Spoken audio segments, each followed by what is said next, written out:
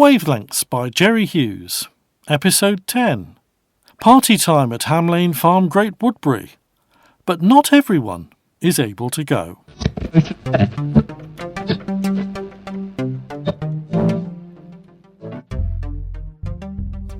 Wayne, I feel really bad about going off and leaving you here alone. Security are downstairs, but... Don't worry. I've got the late show sewn up, and I'm really looking forward to it. You go and have a great time. Your first bit of serious presenting on this radio station, and I'm not going to be listening in. Good thing, too. Otherwise, I'd feel extremely nervous at the thought that you might be scrutinising me in my every on-air word. OK. Well, I am going to treat you to the most wonderful night out someplace soon. You're on. Now, what time are you going? Oh, Mark is picking me up from downstairs in reception at about 10 past. OK. I'll see you sometime tomorrow then. Sure. Don't forget we're staying over at the Kennedys tonight. Yeah. Love you and see you. Have a great show, Wayne. Oh, and don't let me down. So, is Wayne okay? Oh, yeah. I have every faith in him. One thing you can say about him is when it comes to broadcasting, he's keen. I just think it's such a shame he can't come. I'm sure we could have found a freelancer to do tonight's late show. No, it's the best opportunity Wayne has before taking over from Helen in the new year. OK, if you say so. Not too sure I'd be happy about my other half swanning off to a party all night and leaving me holding the baby, as it were. But you're the boss. I certainly am. And I don't want anybody to forget it. Lisa, I can feel your eyes burning into the side of my face at the moment. Sorry. I was just studying you and wondering how on earth your ex-wife could possibly have let you go. Yes, well, we won't get onto that topic of conversation if you don't mind. Oh, are we here? This is Ham Lane Farm? As the sign on the wall indicates. My goodness. This is some place. All those Christmas lights in the garden. Oh, I told you it was spectacular, didn't I? Indeed. And it also confirms to me that the Kennedys are not exactly struggling when it comes to money. As we were discussing the other day. My word, there are lots of cars here. Yes, there are. So you get out, make your way into the house, and I'll look for a suitable place to park. OK. Lisa, you're giving me that look again. Hardly surprising, the way you look tonight, Mark. Oh, blimey. Alistair, have you got your hearing aid in? Have I got me what? No, you haven't, have you? Eh? Oh, left it on the side of the bed. I can pop back home and get it if you like.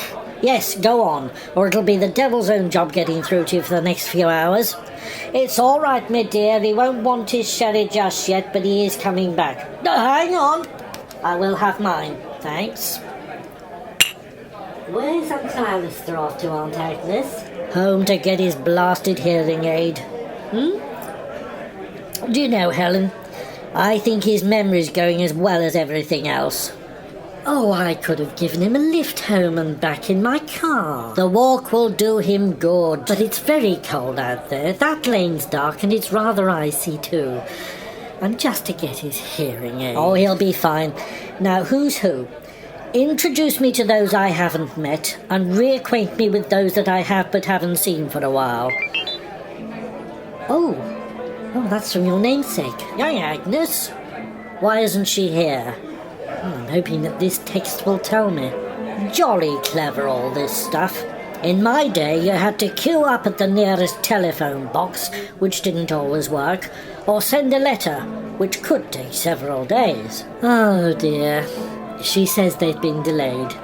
Manpreet's car has broken down just 3 miles from Westonfield, and they're waiting for assistance. I suppose I could get Neil to go out to them in the Jeep. Who's Manpreet? Oh, her new boyfriend. She's absolutely crazy about it. Helen! Lisa!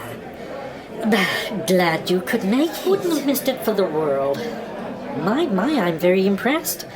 This place is remarkable. Thank you for the compliment. You this new Yankee woman radio boss? Aunt Agnes. No, it's okay. Yeah, I am indeed, and yes, I am from America. Is Mark here? Did you come together in the end? Sure is, yeah. Just parking his car. Are you the one that's taken my niece off her afternoon program? Aunt Agnes. Yes, that's me, but, well, I know only too well that Helen will do a very good job on the Saturday breakfast show. She taking that celebrity competition thing with her? No, it's being completely axed. Thank the Lord for that. Couldn't stand it. Helen, show me around. Introduce me to some of your guests. Of course. Come this way. Excuse us, dear Aunt Agnes. Well, Lisa, I hope you weren't listening in just then. What a cock-up. Hello, how's it going? Oh, Jill, hi. Didn't know you were still here.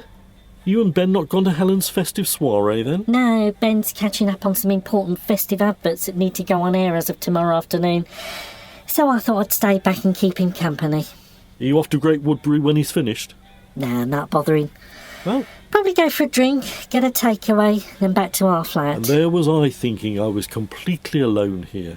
Anyhow, I've been listening down in the newsroom and you're doing very well. Sounds great. Oh, well, thanks. So you didn't hear my bit of finger trouble just now, then? What happened? Oh, I accidentally pressed the button for the jingle rather than the one for the adverts. Oh, I did hear half a jingle as I come up the stairs, but it didn't really jar very much. We all do things like that from time to time. Thanks. Look, can I get you anything? I'm sure you could do with a drink. There are some mince pies down in the newsroom brought in by a listener this afternoon. Would you like me to get you some? Oh, right. Well, thanks, Jill.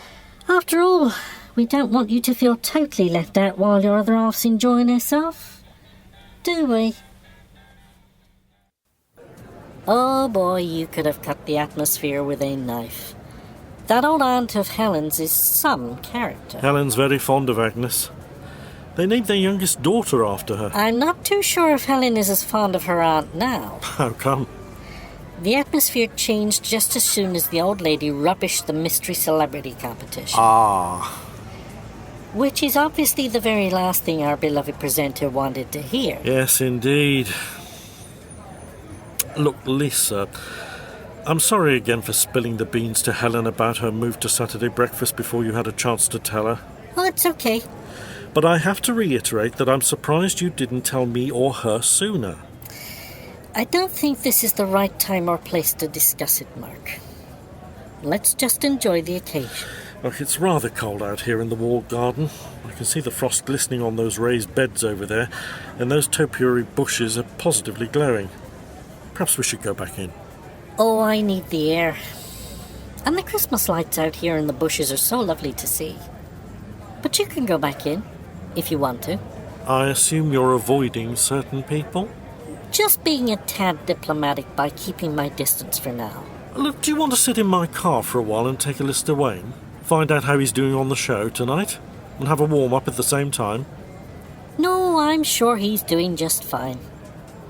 Let's just enjoy ourselves. Shall we? Oh, thanks, Ellen. These sausage rolls are lovely. We've got Mrs. Urquhart to thank for that, Kate. She's a wonderful cook. We'd be lost without her. Daggy? Oh, I don't mind if I do, Tar. So, is she here then? Oh, yes, she's here. However, she's spent most of her time outside. It's freezing out there. But then it no doubt suits her icy persona. You're not that impressed with her, are you, Katie, love? Wouldn't trust her any further than I could throw her. She and Mark Foster seem to be getting on extremely well. Where is Mark? Out in our vegetable garden with the luscious Lisa. Oh? I must admit, she's a very stroking woman. Tall, upright, dark flowing shoulder-length hair, very foxy, I'd say. And you can cut that sort of talk out for a start, Dougie Collins. What? That husband of hers is doing his first radio show tonight, and rather than give him support, she's decided to abandon him and come here. I think that paints quite a picture, don't you? Or it might be that she just trusts him enough to do a good job.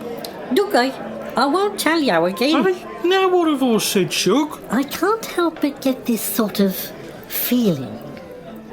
Call it wishful thinking, if you like. Oh well, just another hour to go and I can lick my on-air wounds and go off home. To our empty house. You've done really well, Wayne, and I'm not just saying that. Oh, thanks, Jill. I really appreciate that. You being a professional. Empty house? So Lisa's not coming home tonight? No, staying over at Helen's so that Mark can have a few drinks. So she's not been monitoring you on your first show then? Doubtful. How odd. If I was your other half, I'd have been anxious to know how you were doing. Actually, I'm glad that she isn't. Make me more nervous than I already am. She'll have a listen back to the recording of it, have no fear. Well, seems a bit odd to me.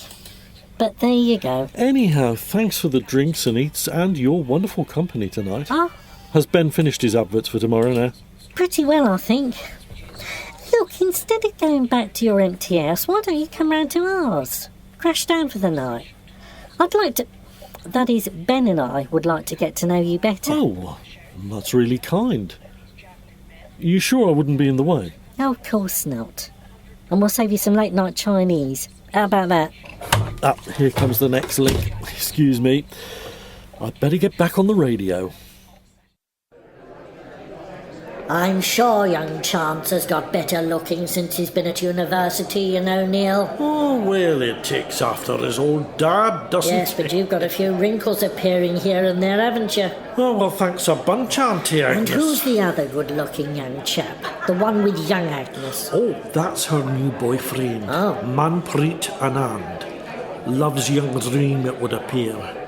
His father is a surgeon at the Royal Westernfield Hospital. Nice rubber scotch, this, Neil, old boy. Oh, I got it in specially for you, Uncle Alistair. Treat it with respect. It's from my own family's reserve. How can you expect him to treat that with respect when he's got the devil's own job to treat me with any? What's that? You've got that blasted hearing aid turned off again, haven't you? Oh, I think the blasted battery's on the way out again. Where's Helen, by the way? Oh, going round taking photos with that phone of hers. I think she may have nipped outside. It's been a great party. Glad you came. I sure am. Thanks for bringing me. You and Helen seem to have got on fine considering everything, don't you think? Party atmospheres can screen all sorts. Be interesting to find out how things are in the cold light of day. Well, I for one sincerely hope that things get better, or that radio station will become a no-go area. I'm convinced things will settle down. Nobody likes change, but once they get used to it... Okay, point taken. Sure you're not cold out here? I have warm company, Mark. Lisa, you are giving me that look again. And what sort of a look is that? Sort of, well... What the heck? Who's that? Who's there? Only me. Just going around taking a few photos of the occasion. Always good to look back on and see how people have enjoyed themselves at our parties. And this is certainly another great one for the album.